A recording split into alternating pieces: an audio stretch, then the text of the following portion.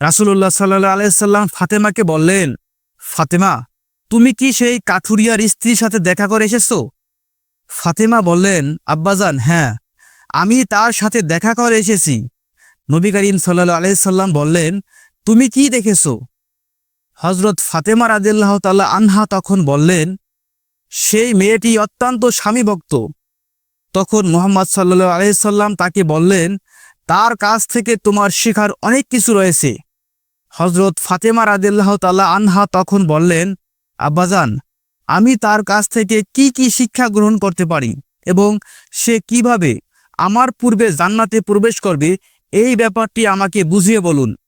রাসূলুল্লাহ সাল্লাল্লাহু আলাইহি সাল্লাম তখন বললেন, হে ফাতেমা, শোনো, তুমি কিছুদিন আগে তোমার স্বামী আলীকে একটি পুরাতন কাপড় বিক্রি করার জন্য দিয়েছিলে। হযরত আলী সেই কাপড়টি বিক্রি করে তার অর্থ দিয়ে তোমার জন্য অনেক খাবার কিনে এনেছিল, কিন্তু তুমি সন্দেহ করেছিলে যে হযরত আলী বৈধ উপার্জন করেছে কিনা। এই জন্য তুমি তোমার স্বামীকে ঘরে প্রবেশ করতে দাওনি এবং বিভিন্ন প্রশ্ন করার মাধ্যমে তাকে কষ্ট দিয়েছিলে, অথচ তুমি জানতে তোমার স্বামী হযরত আলী কোনো দিনই কোনো অবৈধ পথে উপার্জন করে না। হে ফাতেমা, তুমি যখন আলীকে সেই কাপড়টি বিক্রি করার জন্য দিয়েছিলে, হযরত আলী তার জন্য কোনো ক্রেতা খুঁজে পাচ্ছিল না। তখন আল্লাহ পাক রব্বুল আলামিন তার ফেরেশতা মিকাইলকে সেই কাপড়টি কেনার জন্য পাঠিয়েছিলেন। আল্লাহর ফেরেশতা মিকাইল সেই কাপড়টি আলীর কাছ থেকে 6 দিরহামের বিনিময়ে কিনেছিল। এরপর আরেকজন ফেরেশতা এসে আলীর কাছ থেকে সেই 6 দিরহাম ভিক্ষা প্রার্থনা করে। আলী সেই 6 দিরহাম আল্লাহর রাস্তায় দান করে দেয়।